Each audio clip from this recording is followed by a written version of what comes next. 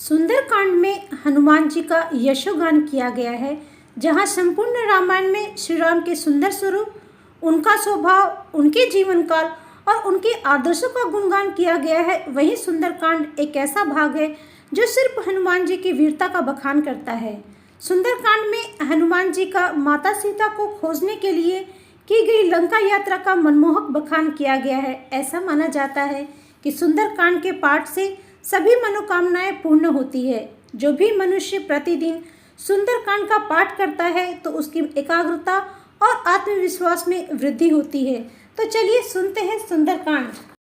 हनुमान जी ने वानरों को बताया, मैं महेंद्र पर्वत की चोटी से छलांग लगाऊंगा, क्योंकि इसके लिए मुझे पृथ्वी पर भारी दबाव डालना होगा। उसको सहने की क्षमता केवल इसी पर्वत में है। क्षण भर में ही हनुमान महेंद्र पर्वत पर जा पहुँचे। हनुमान ने महेंद्र पर्वत की तलहटी में जाकर सर्वप्रथम सूर्य, इंद्र, वायु और ब्रह्मा को प्रणाम किया। उसके बाद उस पर्वत की चोटी पर चढ़कर विशालकाय रूप धारण कर लिया। उन्होंने पर्वत को अपने हाथों और पैरों से पकड़ लिया, जिससे अनजाने में ही अनेक मृग कुचले गए। हनुमान जी कुछ क्षण रुके। उस दीर्घ कूद के लिए तैयार होने से पूर्व उन्होंने अपने मन को शांत किया। उनकी विशाल देह के भार से समूचा पर्वत कांप उठा। अनेक विशाल सर्प अपने मुखों से अग्निवमन करने लगे एवं चट्टानों को डसने लगे।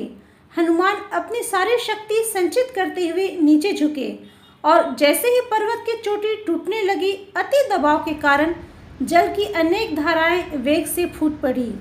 उस दिव्य क्षेत्र में क्रीड़ा करने वाली गंधर्वों की जोड़ियां और वहां निवास करने वाले अनेक ऋषि भयभीत होकर शीघ्र ही पर्वत छोड़कर पलायन करने लगे।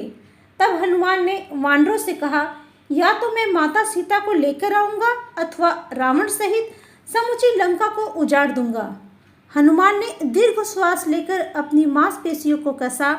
अकस्मात वे इस प्रकार वायु में उछले जैसे भगवान राम के धनुष से छोड़ा हुआ बाण हो।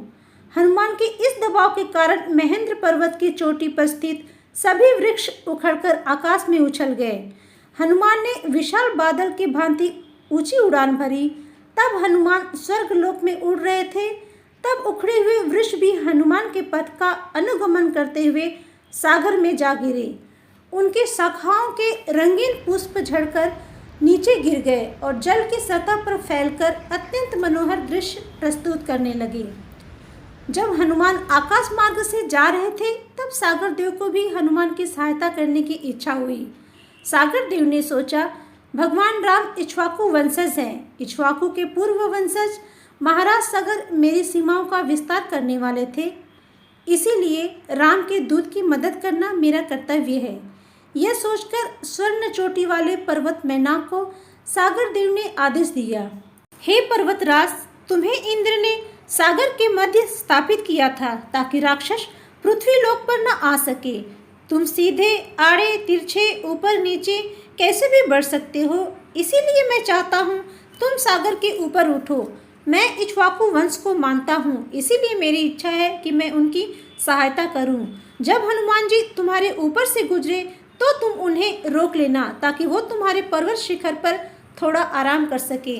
जब स्वर्णिम शिखर और बड़े बड़े लताओं वाला मैनाक पर्वत जैसे ही समुद्र जल को चीरकर उठा, जैसे मेघों को चीरकर सूर्यदेव उदय होते हैं, तेजी से ऊपर उठ रहे पर्वत को देखकर हनुमान के मन में आशंका हुई, कहीं ये पर्वत मेरा मार्ग तो रोकना नहीं चाहता।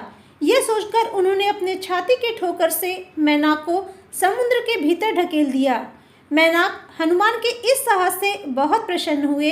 तुरंत मनुष्य रूप में आकर अपने ही पर्वत के शिखर पर खड़े हो गए। उन्होंने कहा, हे पवन पुत्र, तुम मेरी चोटी पर थोड़ा आराम कर लो, फिर आगे की यात्रा करना।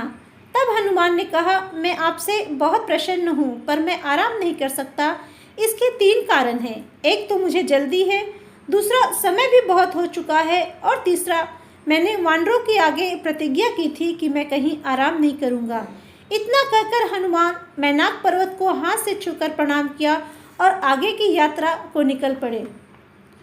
दोस्तों, यहाँ तक का सुंदरकांड का पाठ आपको कैसा लगा? अगर अच्छा लगा तब कमेंट्स बॉक्स में जय श्री राम और जय बजरंगबली लिखना न भूलें। आगे की कथा मैं दूसरे वीडियो में बताऊंगी। यदि आप चैनल पर पहली बार आए हैं तो प्लीज़ मेरे चैनल को सब्सक्राइब करके मेरा सपोर्ट ज़रूर करें। मैं इस चैनल पर इसी प्रकार के धार्मिक वीडियोस बनाती हूँ। नोटिफिकेशन बेल को ऑल पर सेट कर दें ताकि जब भी मैं नया वीडियो अपलोड करूँ तो तुरंत आपको इसका नोटिफिकेशन मिल जाए। तो मिलते हैं नए वीडियो में, तब तक के लिए जय श्री राम, जय बजरंगबली।